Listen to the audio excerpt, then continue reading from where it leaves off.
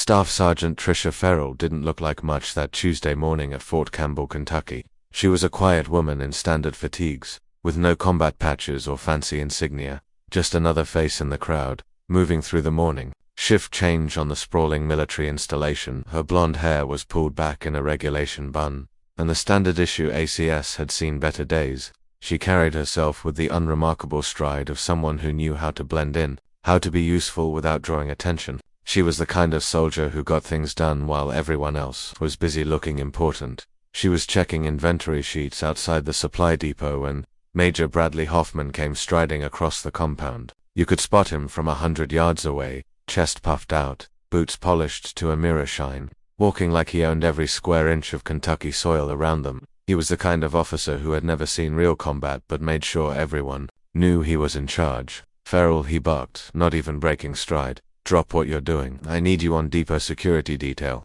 Tricia looked up from her clipboard, her expression neutral. "Copy that, sir." "Which depot?" "Ammunition storage, perimeter guard." He gestured toward the heavily fenced compound at the far end of the base. "We've got some VIP inspection coming through later. Command wants extra eyes on our explosives." She nodded once. "Duration of assignment, sir." Hoffman barely looked at her, already scanning the compound for his next target. "Indefinite. Grab your gear and post up." And Farrell, he finally made eye contact, a condescending smile creeping across his face. "Try to stay awake out there. I know guard duty isn't exactly stimulating work." Tricia's jaw tightened almost imperceptibly, but her voice remained steady. "Understood, sir." Hoffman was already walking away, probably mentally patting himself on the back for solving his security problem with minimal effort. Just stick the quiet woman with no flashy credentials on fence duty. Let her stare at concrete bunkers while the real soldiers handled important business. If he'd bothered to ask Tricia about her background, he might have made different choices. But Major Hoffman wasn't the asking type. At the ammunition depot sat behind 3 layers of chain-link fence, topped with razor wire, concrete barriers, and more warning signs than a nuclear facility. Tricia took her position at the main checkpoint, settling into the guard shack with her rifle, radio, and a thermos of coffee that would probably taste like motor oil by noon. Most soldiers hated this detail. Hours of staring at the empty Kentucky landscape, checking the same perimeter, logging the same all-clear reports every 15 minutes. Tricia, however, found it peaceful. There was no politics, no posturing, just professional vigilance. It was the kind of work that kept people alive even when they never knew it. She had been on post for about 2 hours when the radio crackled. "All stations, be advised, VIP convoy approaching main gate. Maintain heightened security posture." Through the morning mist rising off the compound, Tricia spotted 3 black SUVs rolling toward the base entrance. These weren't the usual olive vehicles used for routine operations. These were serious machines with tinted windows and antennas sprouting from their roofs like electronic porcupines. The convoy cleared the main gate and headed directly toward her position. Tricia stepped out of the guard shack, rifle held in the ready position, watching as the lead vehicle approached the ammunition depot checkpoint. The SUV stopped 20 feet from the gate. The driver's door opened, and out stepped a man who moved with the controlled lightning of a true professional. He was of medium height with a weathered face and eyes that took in everything without seeming to look at anything specific. There was no name tape on his uniform, but Tricia recognized the bearing immediately. Special Operations, the real deal. Behind him, 5 more operators emerged from the vehicles, each one carrying themselves with the same lethal confidence. They weren't here for a routine inspection. The team leader approached the checkpoint, and Tricia stepped forward to verify credentials, a standard protocol, regardless of who they were. "Ma'am," the operator said, his voice carrying the quiet authority of someone who had earned every word he spoke. "Commander Ryan Blake, Team 7, we're here for ordnance retrieval." Tricia checked his authorization papers with the same thoroughness. She'd shown her morning inventory, everything checked out, but something in his demeanor suggested this wasn't routine business. "All clear, Commander," she said, stepping aside to open the gate. "Anything specific you need from depot security?" "During your operation," Commander Blake paused, studying her face for a moment. There was something in his expression, recognition, maybe, or respect. "Just keep doing exactly what you're doing. Thank God you're the one protecting this place." The words hit Tricia like a puzzle piece clicking into place, but she kept her expression neutral. Commander Blake's team moved through the gate with military precision, Each operator scanned different sectors as they approached the reinforced bunkers. She watched them work, noting the way they communicated with hand signals, the spacing they maintained, and the professional respect they showed for the ordnance they were handling. These weren't regular Navy SEALs on a training exercise. This was something else entirely. Farrell, a sharp voice cut through the morning air like a buzzsaw. Major Bradley Hoffman was marching toward the checkpoint, his face already red with the kind of indignation that came from not being immediately informed about everything happening on his base. Tricia stepped out of the guard shack, clipboard in hand. "Sir, what the hell is going on here? I just got word that some special operations team is ransacking my ammunition depot without proper notification through command channels, and you just let them in." Authorization checked out. "Sir, Commander Blake presented valid retrieval orders signed by I don't care what papers they showed you," Hoffman snapped, stepping closer. "You're a guard, not a decision maker. You should have called me the second they showed up." Through the fence, Tricia could see Commander Blake's team methodically searching through specific ordnance containers. They weren't taking anything yet, just cataloging and photographing, treating everything with the careful attention of people who knew exactly what they were looking for. "Sir, protocol states that valid authorization doesn't require." "Don't quote protocol to me." Farrell Hoffman's voice was getting louder, a public dressing down designed to reassert his authority. "You're on this detail because it's simple. Check IDs, open gates, call superiors when anything unusual happens. Somehow, you've managed to screw up the easiest job on base." A few other soldiers had started drifting over, drawn by the commotion. Hoffman seemed to feed off the audience, his chest puffing out even more. "Maybe next time I'll put someone with actual military judgment on sensitive assignments instead of, is there a problem here?" Commander Blake's voice was quiet, but it cut through Hoffman's tirade like a blade. The SEAL commander had approached without anyone noticing, moving with the supernatural stealth that separated special operations from the regular military. Hoffman spun around, immediately switching to his command voice. "Commander, I'm Major Hoffman, base operations. I need to understand why my security personnel weren't properly briefed about your mission parameters. Your security personnel performed flawlessly, professional, thorough, by the book. Exactly what you'd want, protecting sensitive ordnance. Well, yes, of course, but proper notification channels were followed completely." Blake held up a tablet showing digital authorization forms. "Your staff sergeant here verified everything according to current SOP. If there's a communication breakdown in your command structure, that's not a security issue." Hoffman's face cycled through several shades of red. "I just think that someone with more experience." Blake's voice dropped even quieter, which somehow made it more authoritative. "Staff Sergeant Farrell is exactly who I'd want protecting ordnance this sensitive. Trust me on that." There was something in the way he said it, a weight that suggested deeper knowledge. Hoffman caught it, too, his bluster deflating slightly. Of course, I'm sure she's perfectly adequate for basic guard duty." Blake's expression didn't change, but Tricia caught a flicker of something in his eyes. Disappointment, maybe, or recognition of a familiar type of officer. "We'll be finished here within an hour," Blake said. "Your staff sergeant has our complete confidence." As he turned to walk back toward his team, Hoffman scrambled to maintain some authority. "Farrell, I want a complete incident report on my desk by 1400 hours. Full timeline, every detail." "Copy that, sir." Hoffman stalked off, muttering about proper procedures and the chain of command. Tricia watched him go, then noticed Commander Blake had paused by the gate. He walked back over, his team continuing their work without him. "Staff Sergeant," he said quietly. "How long have you been at Campbell?" 6 months, sir. "And before that?" Tricia hesitated for just a moment. "Various assignments, sir." Blake nodded slowly. I'll bet he glanced toward where Hoffman had disappeared. "Your major doesn't know, does he?" "Know what, sir?" A slight smile crossed Blake's weathered features. "Nothing, Staff Sergeant. Just keep doing exactly what you're doing."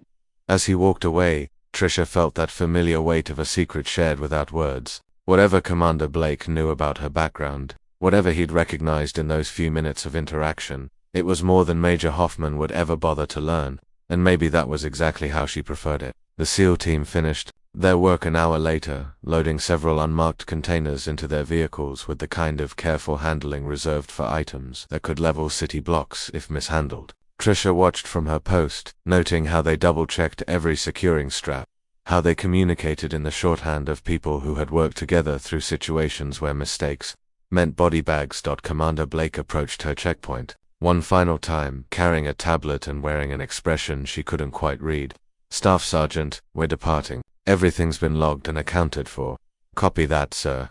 She stepped forward to verify the inventory sheets, a standard protocol for any ordnance removal. Blake handed her the tablet, but as she scrolled through the digital forms, something caught her eye. The authorization codes weren't routine. These were black project designators, the kind that didn't exist in normal military databases. Someone had requested very specific ordnance for very specific purposes, and it wasn't the kind of mission that got briefed to regular army personnel. Blake was watching her face as she processed the information. Questions? Staff Sergeant Trisha looked up from the tablet, meeting his steady gaze. No questions, sir. Just wondering why ordnance this sensitive was stored at a regular army installation. Sometimes the safest place to hide something is in plain sight, he said, his voice low, and sometimes you need the right person watching over it. Before she could respond, the radio on her belt crackled to life. All stations. This is command. Be advised, Major Hoffman is conducting unscheduled security inspections. All personnel, maintain ready posture. Blake raised an eyebrow. Your major seems thorough. He's covering his bases, sir. Probably wants to make sure everything looks regulation after your visit. Probably. Blake paused, then seemed to make a decision. Staff Sergeant, can I ask you something off the record? Trisha glanced around. Blake's team was securing their vehicles, but they were still within earshot. Whatever he wanted to discuss, he wasn't worried about his people hearing it. Of course, sir. How long were you planning to stay invisible? The question hit like a physical blow. Trisha's training took over, keeping her expression neutral, but inside, alarms were going off. Blake knew. Somehow, this SEAL commander she'd never met before today knew exactly who she was. I'm not sure what you mean, sir, Blake smiled, but it wasn't condescending. It was the kind of smile you gave someone you respected. Trisha Farrell, formerly Captain Trisha Barrett, 75th Ranger Regiment, decorated for actions in Syria, classified operations in 3 other theaters, expert in demolitions, close quarters, combat, and somehow managing to disappear from official records when things got too complicated. Trisha's blood went cold. Sir, I think you have me confused with someone else. The woman who single-handedly held off a Taliban assault team for 6 hours while protecting a downed Black Hawk crew. Blake continued quietly. The same woman who disappeared from the army rolls after testifying in a classified hearing about rules of engagement violations by her commanding officer. The world seemed to narrow down to just the two of them, standing by that chain link fence. Trisha's mind was racing, calculating threats, trying to figure out how much Blake actually knew and what he intended to do with the information. Commander, if you're suggesting, I'm not suggesting anything. Blake's voice remained calm, professional. I'm stating facts. Facts that explain why a decorated ranger captain is pulling guard duty as a staff sergeant at Fort Campbell under what I'm guessing is a carefully constructed new identity. He stepped closer, lowering his voice even further. Facts that also explain why I requested you specifically for this assignment. That stopped Trisha cold. You requested me. The ordnance we just retrieved. It's going to need someone watching over it at its next location. Someone with impeccable credentials and a talent for staying off official radars. Blake pulled out a business card, plain white, with just a phone number. Someone exactly like you. Trisha stared at the card. What kind of assignment? The kind that doesn't exist on paper. The kind that requires someone who's already proven they'll do the right thing even when the chain of command gets complicated. Before she could respond, they heard boots on gravel. Major Hoffman was approaching with 2 MPs in tow, his face set in that determined expression of someone about to make a point. Blake pocketed the card smoothly. Think about it, Captain. The offer stands. It's Staff Sergeant, Trisha said automatically. Not where I'm going. It isn't. Blake nodded toward Hoffman's approaching group. Your major's about to have some questions. I suggest you answer them the same way you've been answering everyone else's for the past 6 months. As Hoffman reached the checkpoint, Blake straightened into his official demeanor. Major, everything's accounted for. Your security procedures were exemplary. But Hoffman wasn't looking at Blake. His eyes were fixed on Trisha with the kind of suspicion that came from feeling like everyone knew something he didn't. Commander, I need to ask a few questions about security protocols during your operation. Major Hoffman's interrogation started before Commander Blake's convoy had even cleared the main gate. The 2 MPs flanked Trisha like she was a security threat, while Hoffman paced in front of the guard shack with all the subtlety of a prosecutor building a case. Let's start from the beginning. Farrell, what time did the SEAL team arrive?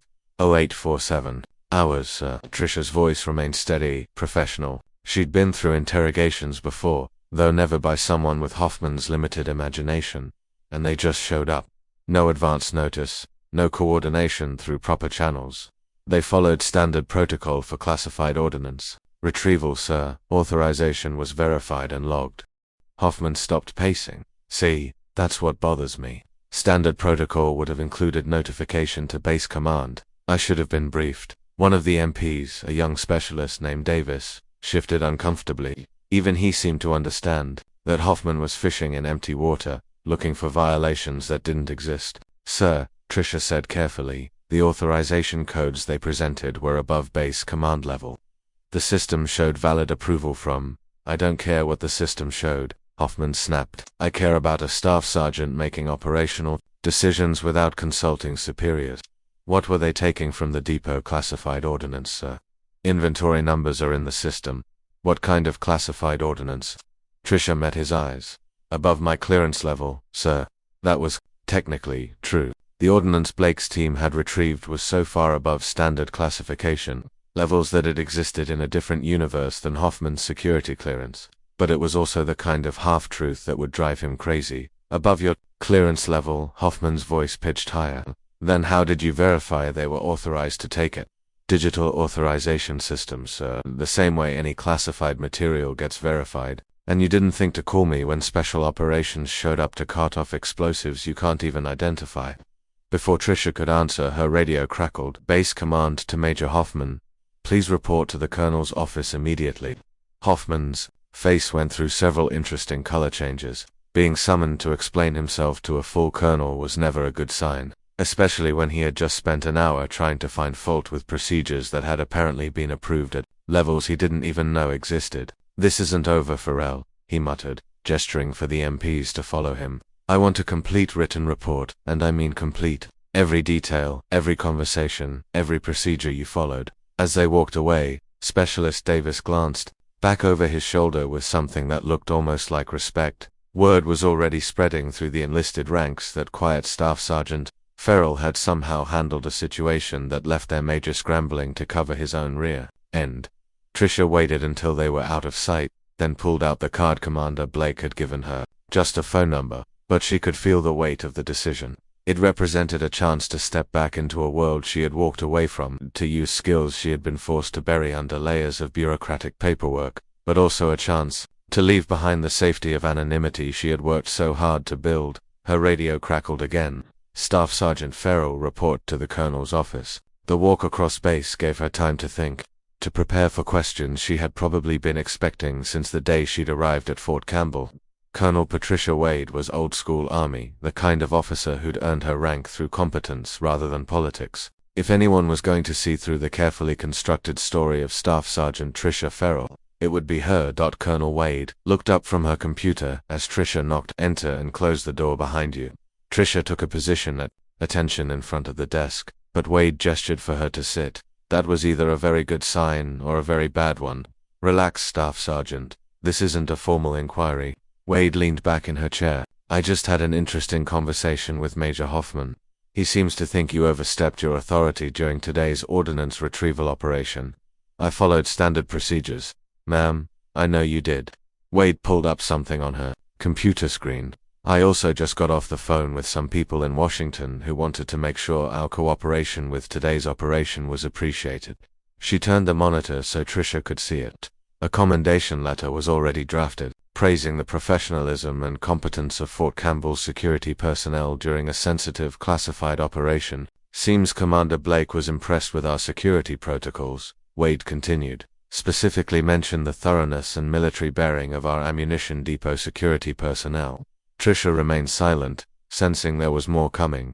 Wade studied her for a long moment. Staff Sergeant, in my experience, SEAL commanders don't usually take time to write glowing reviews of base security guards, unless there's something about that security guard that makes her worth noticing. The silence stretched between them, filled with the weight of unasked questions and carefully maintained cover stories. Finally, Wade leaned forward. I don't know who you really are, Staff Sergeant Farrell, and frankly, I don't need to know. What I need to know is that you're the Kind of soldier who can handle sensitive assignments without creating problems for my command. Yes, ma'am. Good. Because I have a feeling this won't be the last time interesting people show up requesting our cooperation. 2 days later, Trisha was back at the ammunition depot, but the routine had changed. Word of her interaction with the SEAL team had spread through the base like wildfire, carried by the kind of whispered conversations that happened in chow lines and motor pool. Not the full story, nobody knew that, but enough pieces to make people look at her differently. The young specialist who delivered supply requisitions now knocked on the guard shack door instead of just dropping papers through the slot. Motor pool sergeant, who used to barely acknowledge her existence, had started tipping his cap when their paths crossed. Even the civilian contractors working maintenance on the fence line had begun asking if she needed anything during their shifts. It wasn't hero worship. Military personnel were too practical for that. But it was respect, the kind that came from recognizing that quiet staff Sergeant Farrell had handled a situation that left their major looking like an amateur. Major Hoffman, meanwhile, had gone conspicuously silent on the subject of security protocols and proper procedures. Trisha had submitted her incident report, a masterpiece of technical accuracy that revealed absolutely nothing interesting, and heard nothing back. Hoffman still strutted around the base with the same bearing, but she'd noticed he'd found new targets for his attention to detail. A smart man in his own way. The card from Commander Blake remained in her pocket, a constant reminder of choices she hadn't made yet. 3 times she'd started to dial the number, and 3 times she'd stopped.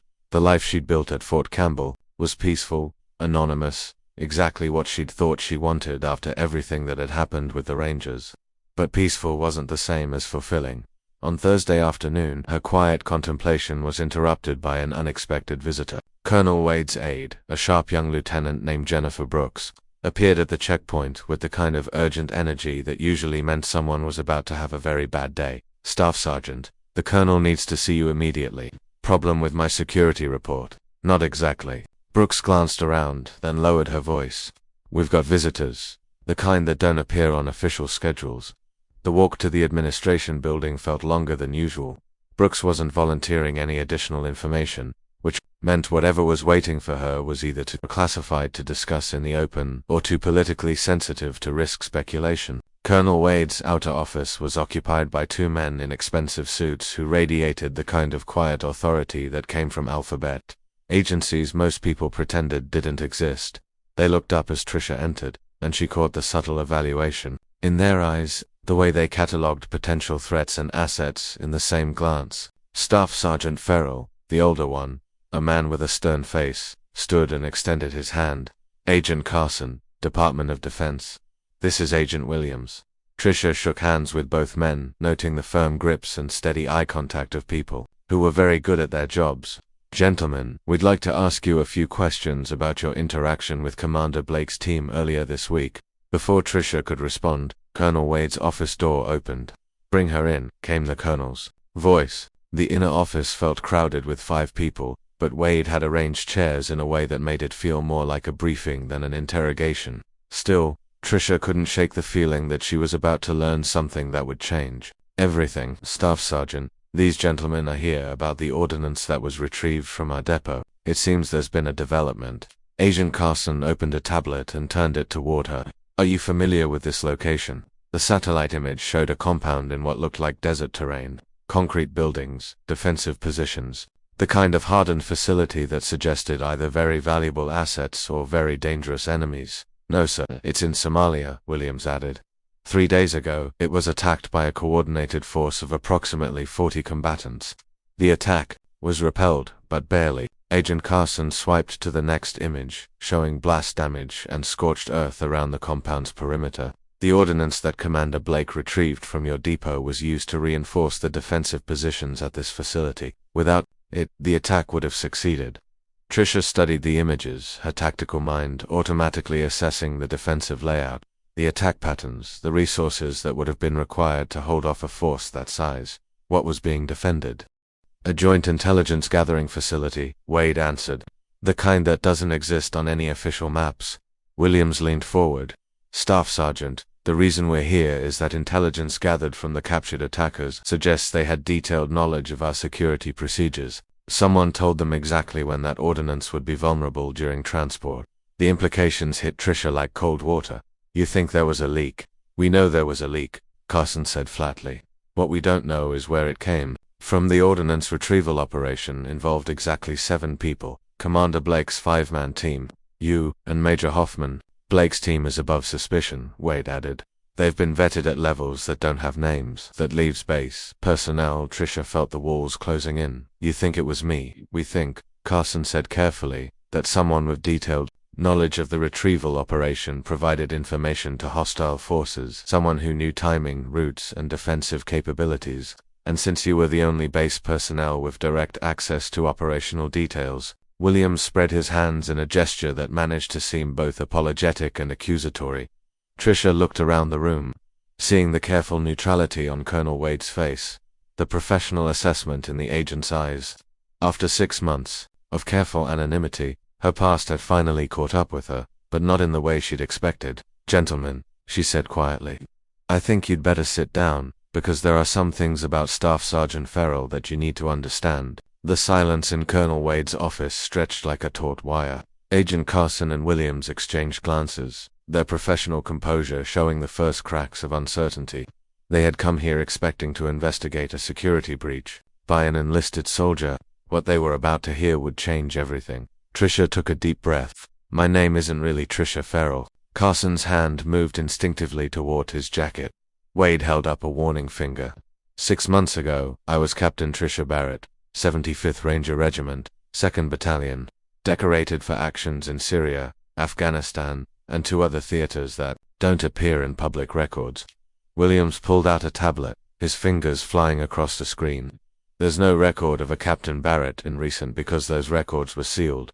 Wade interrupted quietly. Weren't they, Captain? The title hung in the air like an accusation. Tricia nodded slowly.